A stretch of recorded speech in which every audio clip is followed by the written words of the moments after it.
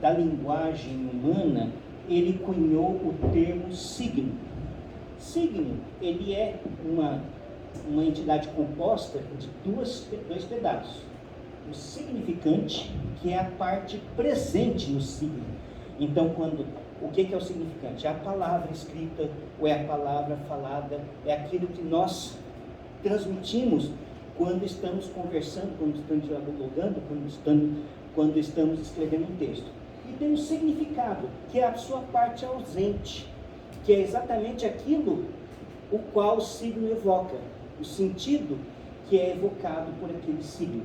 Então, por exemplo, quando a gente fala cachorro, imediatamente a gente entende o significado. A gente entende o significado da palavra cachorro. Então, quando a gente fala casa, mas e quando o termo é um pouco mais abstrato? O que será que a gente realmente entende por um termo que é mais abstrato? E é aí que entra uma das características da fala, que a gente pode usar outros signos para expressar, ou tentar pelo menos expressar as ideias de um determinado signo. E aí que entra a metáfora.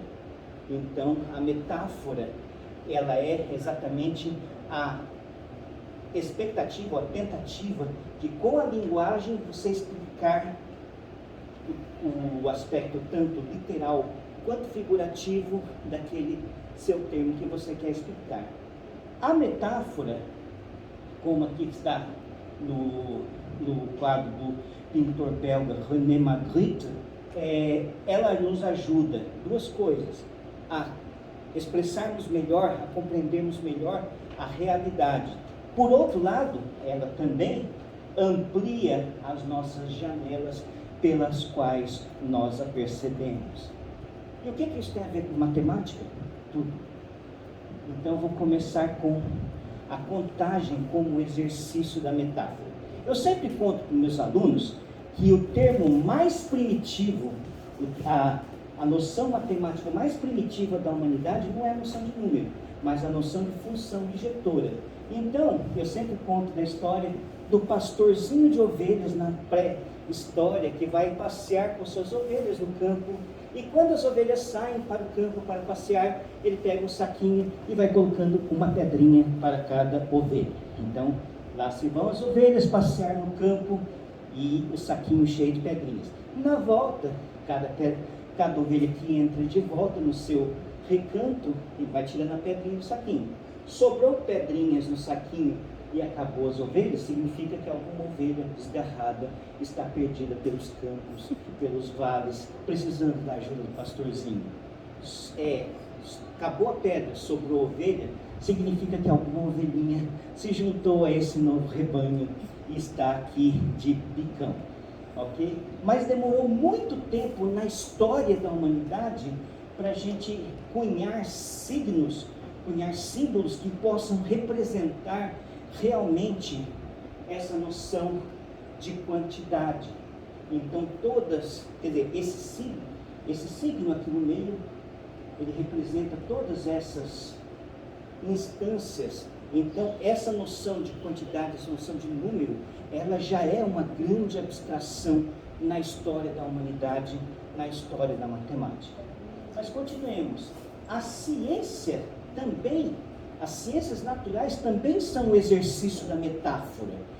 Desde Galileu e Newton, a expressão matemática das ciências naturais, ela se tornou mais requisitada. Então, quando vemos uma fórmula como essa, e temos um sinal de igual, estamos falando que uma grandeza que está de um lado, ela é igual a uma expressão matemática de outras grandezas que estão do outro lado. A priori, essas grandezas poderiam não ter nada a ver. Mas aí você vai dizer, mas Eliezer, isso é a definição lá no axioma 2 de Newton, nos Principia Mathematica. Então, ele basicamente está dizendo isso, que a força exercida é a massa vezes a aceleração. Mas tá, então vamos para essa aqui. Esta aqui, realmente, ela é mais inusitada, porque ela expressa uma igualdade entre grandezas que aparentemente, ou a priori, não precisariam ter nenhuma relação entre si. Então, ela realmente faz uma conversa entre dois aspectos, duas linguagens, ou duas grandezas da matemática que a priori não precisavam ter nenhuma relação. Mas eu ainda acho mais bela esta fórmula, porque esta fórmula aqui, ela representa o cume da representação das ciências como metáfora. De um lado, do lado esquerdo dessa igualdade, temos aqui curvatura, temos aqui a métrica, então ela está relacionada com a geometria do espaço. Do lado direito dessa igualdade, temos aqui essa grandeza, que é um tensor chamado tensor energia-momento, e que tem a ver com a quantidade de matéria e de energia presente no seu espaço. E o mais interessante é que tem esse igual aqui no meio. E o que quer dizer esse igual? Esse igual está dizendo basicamente assim: a geometria te indica como as coisas devem andar. Por outro lado, essas coisas que existem indicam como o espaço deve se curvar. Então, esta é a grandeza da ciência. Então, a ciência, o tempo todo, está fazendo metáfora. Ela está juntando coisas que, a priori, não precisavam estar relacionadas entre si. Mas, vamos direto para a matemática. Eu estava falando de álgebra, né? E qual que é a pergunta mais fundamental da álgebra? É essa aqui. Se você pega quais números que satisfazem uma determinada propriedade, uma determinada igualdade. Então, veja só. Essa equação, x ao quadrado mais 2x igual a 8x menos 5. Então, você sabe que x igual a 1 e x igual a 5 são dois números que satisfazem. Nenhum outro número no universo satisfaz esta igualdade, a não ser x igual a 5 e x igual a 1. Então, basicamente, essa é a pergunta fundamental quando a gente estuda a álgebra, descobrir quais números que satisfazem certas igualdades. E muita gente atribui o nascimento da álgebra a esse camarada aqui, Muhammad al-Khwarizmi. E ele escreveu esse livro aqui, que eu não vou me atrever a falar, mas o que esse livro significa? Isso aqui: o livro compêndio sobre o cálculo por restauração e balanceamento. Então, as palavras al-Jabr, que veio a palavra álgebra em português, al-Jabr, que significa restauração, e Muqabalah, que significa balanceamento. Então, vamos ver o que isso significa de fato no al-Jabr. Então, o al-Jabr estava dizendo assim: se você tinha, lembre-se que naquela época, até no século XV, XVI, só existiam números positivos. Então, as pessoas trabalhavam com equações onde todos os números envolvidos eram positivos. Então, se você tinha alguma coisa que era negativa, basicamente você tinha que sumir com esse negativo, somando em ambos os lados, que é somando essa quantidade aqui. Então, por exemplo, x ao quadrado igual a 40x menos 4x, você pode transformar isso aqui, eliminando o termo negativo. Então, isso é a restauração, a eliminação de termos negativos. E o Muqabalah, ele é quando você, numa igualdade, você tem coisas que são similares, coisas que têm a mesma natureza, você pode, num certo sentido, tem x quadrado aqui, tem 4x quadrado aqui. Então, se você tirar esse x quadrado aqui, subtrair x quadrado de ambos os lados, porque em ambos os lados dá para subtrair x quadrado, você vai obter esta nova igualdade. É claro que para nós, que já somos matemáticos aqui do século XXI, essas duas regras são a mesma regra. Mas lembre-se, para esses caras só existiam números positivos. Então essas duas regras eram regras diferentes. Mas todo mundo fala do al-Jabr, mas eu considero o nascimento da álgebra com esse cara aqui, já no século XVI, que é o Ars Magnum Cardano, Girolamo Cardano, que era um homem da Renascença. Ele era médico, ele era mecânico, ele era matemático, ele foi o fundador da teoria da probabilidade, ele foi um mecânico também, tanto que até hoje tem carros, caminhões que tem o eixo de Cardan embaixo. Então esse cara, e era médico também, e era professor universitário, era um acadêmico. E ele escreveu esse livro aqui, A Grande Arte. Nesse livro, onde tem as resoluções de equações de terceiro, quarto graus, e também, claro que assim, a descoberta dessa coisa de números complexos, ele não chamava de números complexos, e na verdade quem descobriu isso foi Rafael Bombelli, que escreveu um outro livro já em italiano, que ele resolvia uma equação de terceiro grau, que ele sabia qual que era a solução, sabia a fórmula, mas se ele aplicasse na fórmula aparecia uma raiz quadrada no número negativo.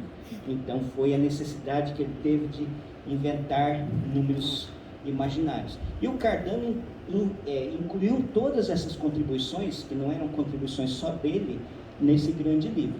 Então eu considero esse livro como sendo a inauguração da álgebra como a entendemos nos dias de hoje, né? Não ainda como entendemos nos dias de hoje. Mas, oi? A resolução da equação de terceiro e também de quarto grau Tá, então deixa eu contar uma historinha assim. Não, a fórmula, na verdade, era do Tartaglia. E, na verdade, assim, tinha o Scipione dal Ferro, que era anterior a ambos, que sabia resolver um tipo de equação de terceiro grau. E aí o Tartaglia, quando o Scipione dal Ferro morreu, ele passou para o genro dele um livrinho que tinha a fórmula. Aí o Tartaglia, que tinha uma fórmula completa para resolver todos os casos de terceiro grau, competiu, porque eles tinham competições assim, eles ganhavam dinheiro fazendo matemática, diferente nos dias de hoje. Então, e aí o Tartaglia tinha, só que, então o Tartaglia ganhou essa competição. E o Cardano, que era um acadêmico, ele se interessou e foi falar para o Tartaglia se ele queria passar a fórmula, porque ele escreveu ele estava escrevendo um livro. E aí o Tartaglia fez ele jurar de pé junto que ele não iria publicar. E o Tartaglia apresentou a fórmula no formato de uma poesia. E aí, o que aconteceu? Depois que o Tartaglia descobriu que o Scipione dal Ferro já tinha a fórmula, pelo menos um pedaço dela, então ele acabou publicando, porque o livro lá do genro do dal Ferro foi parar na mão do Cardano. E aí o Cardano e o Tartaglia viveram as rinhas o resto da vida deles por causa que ele traiu basicamente a confiança do Tartaglia. Então essa era a história da equação de terceiro grau. Quarto grau foi um orientando do próprio Cardano, que foi o Ferrari que criou a equação, fez um método de solução para a equação de quarto grau. Mas vamos continuar a história. Não podemos deixar de falar desse aqui. Então, a partir isso aqui já entrando para o século XVII, René Descartes, ele foi além de resolver equações, ele perguntou quais os pontos no plano ou no espaço que satisfazem uma determinada igualdade. Então, quer dizer, esse aqui é um lugar geométrico dos pontos no plano, com coordenadas x, y, cujas coordenadas satisfazem esta identidade polinomial. Então aí surgiu basicamente a ideia da geometria algébrica. Então as coisas foram se sofisticando com o passar do tempo e na virada do século XIX para o século XX e até os dias atuais, grande parte consequência, por exemplo, da teoria de Galois. O Galois, quando ele escreveu, num certo sentido, ele deu um pontapé inicial para uma coisa que iria deixar a álgebra com uma cara que nunca tinha sido visto antes. Então houve uma grande mudança na álgebra moderna. Do objetivo principal, que é resolver equações, passamos para o estudo das estruturas algébricas, quer dizer, o lugar onde se pode fazer contas. Então, quais são os lugares onde se pode fazer contas, que tipo de conta que se pode fazer nesses lugares e que tipo de igualdades, que tipos de equações fazem sentido nesse lugar. Então, das equações para as estruturas, e isso tem uma grande mudança de paradigma, e eu creio que assim, para falar um nome que assim, em um certo sentido, é um marco nessa mudança de paradigma na álgebra, é Emile Noether. Então, eu não pus no quadro dela, deveria ter posto em homenagem. Emile Noether fez escola na Universidade de Göttingen, e eu acho que o primeiro livro de álgebra moderna, como nós conhecemos, é o livro do Van der Waerden, que é da década de 10, lá em 1914. Bom, Então, das equações algébricas para extensões de corpos, e hoje a gente já fala de teoria de Hopf-Galois, fala de teoria de Galois de Grothendieck, então as coisas vão se aperfeiçoando. De lugares geométricos lá do tempo do Descartes, virou o estudo de ideais em anéis polinomiais, e depois com Grothendieck virou funtores representáveis na categoria de anéis comutativos. Então, as coisas vão ganhando certas proporções em termos de abstração e nunca mais volta. De rotações no espaço do Olinda e Rodrigues para os quaternions de Clifford, para os quaternions de Hamilton e para as álgebras de Clifford. E daí a gente sabe toda a complexidade das álgebras de Clifford, que englobam todas essas álgebras geométricas. Então, falar de geometria sem falar de álgebra de Clifford hoje em dia é quase impossível. E aqui a abstração galgou aos píncaros nesse último século. Então vemos uma proliferação de estruturas algébricas, muitos nomes divertidos, coisas que estão aí. Então esta é a álgebra. Mas voltando à pergunta, a álgebra como metáfora, como que é o exercício da metáfora na álgebra? Então vamos pensar um pouquinho como que o exercício da metáfora na álgebra está presente. Então a primeira coisa que eu gostaria de falar é da teoria de representações. Quando você tem representações, você está passando de um approach abstrato para um approach concreto. Por exemplo, você pega um grupo pode ser pensado como um conjunto que tem operações, que tem uma operação, que tem certas propriedades, e aí você estuda os elementos do grupo.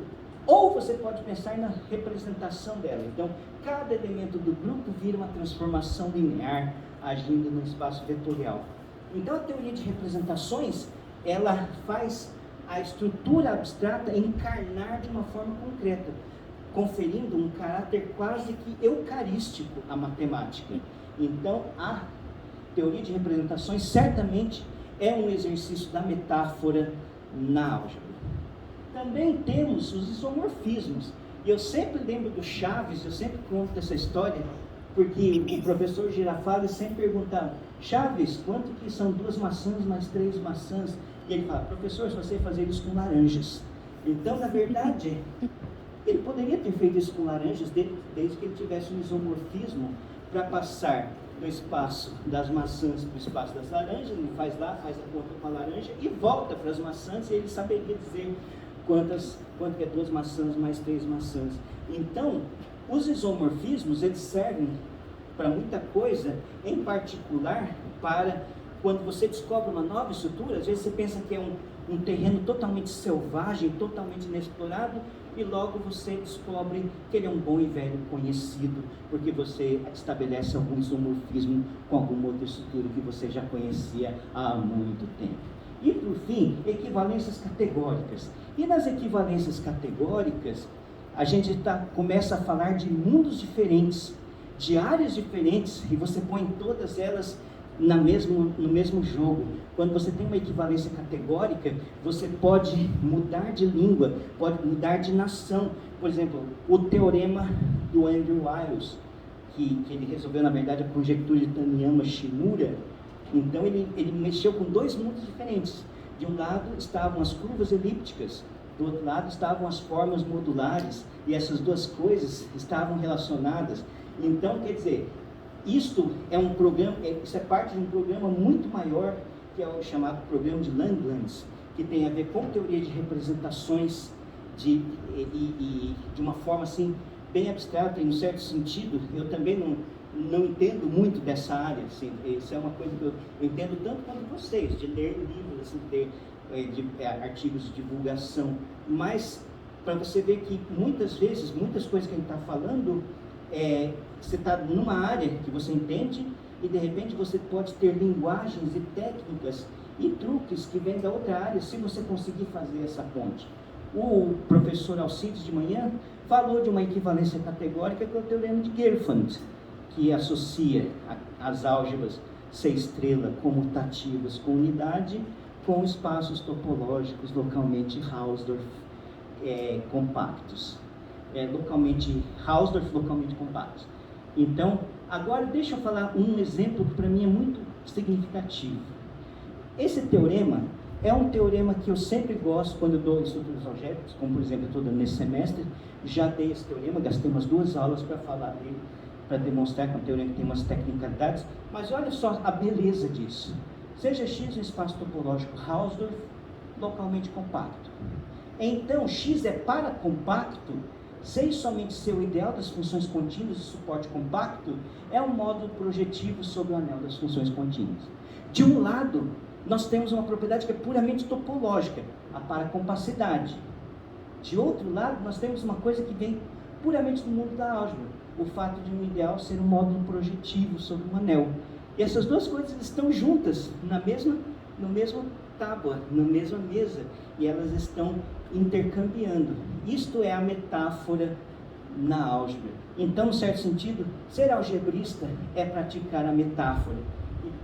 E essa frase do Manin é ótima. A metáfora ajuda os seres humanos a respirar na atmosfera rarefeita onde vivem os deuses.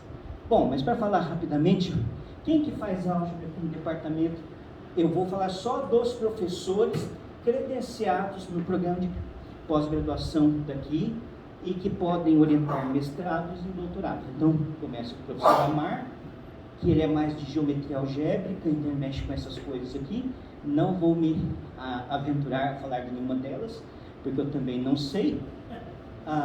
Professor Dirceu, então, deixa eu ver, é o Amar, Dirceu. O Dirceu já mexe com álgebras de Hopf, representações e ações parciais. Então, esse aqui, o Dirceu, é nosso colega, junto comigo e com o professor Felipe, que não está na pós, mas a gente faz o seminário de álgebras de Hopf junto com os meus alunos de mestrado e doutorado. Eu aqui, então, os outros eu peguei do texto escrito lá na página pós. O meu, eu pus mais coisas porque eu sei o que eu faço, então eu estou dizendo aqui as coisas que eu faço que tem a ver com álgebras de Hopf e suas generalizações e aspectos categóricos dessas coisas. Mas também tem o professor Micola, que mexe com teoria de anéis, anéis de incidência e ações parciais de grupo. Ontem tivemos um aluno, o professor Nicola, que estava falando exatamente sobre ações parciais, que é uma das áreas de especialidade dele. E tem a professora Virginia, que também mexe com álgebras de Hopf e categorias tensoriais. Então, esses são os professores do programa de pós-graduação em matemática, daqui da Universidade Federal de Santa Catarina, que podem orientar mestrados, doutorados.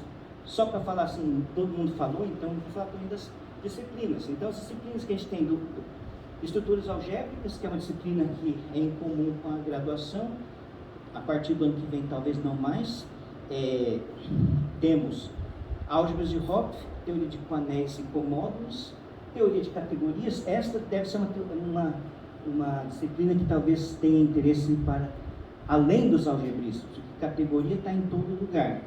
Então, para todos os matemáticos deveriam saber um pouquinho de categorias. Tem teoria de anéis não comutativos, álgebra comutativa, eu acho que é só. Tem uma de módulos que nunca foi dada, mas that's it. Então é isso. Muito obrigado a todos pela atenção. Espero. Passei muito tempo? Gravei ainda, olha só que beleza. Então é isso. Muito obrigado a todos.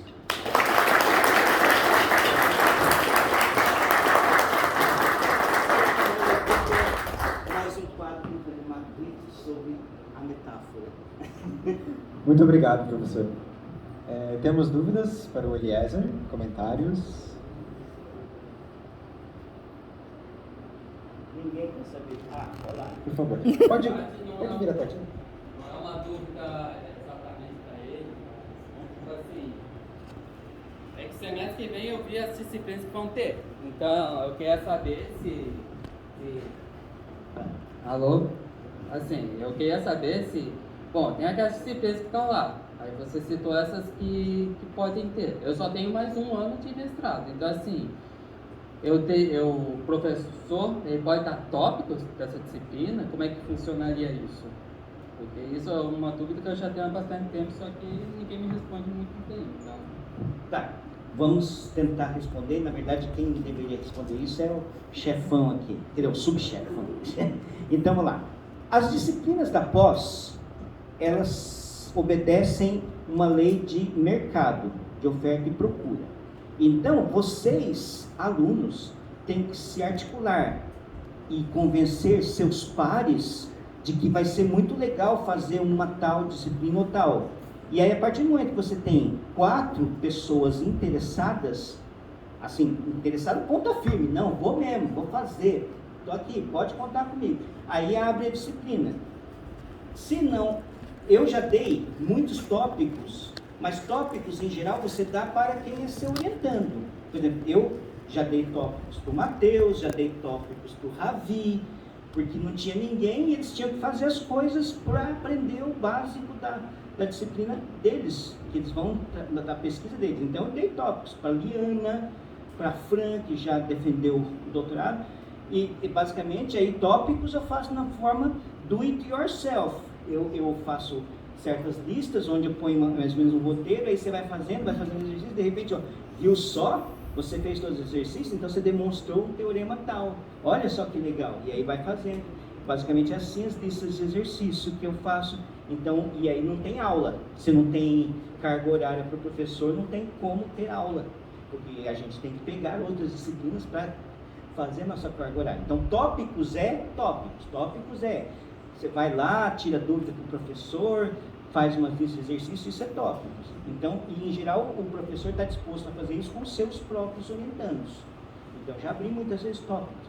Mas disciplinas é lei de mercado. Você tem que, você quer fazer uma disciplina, você tem que conversar com seus colegas para ver se tem mais gente afim de fazer. Senão, nunca vai abrir mesmo. Mais alguma dúvida, gente? Então vamos agradecer novamente ao professor Eliezer.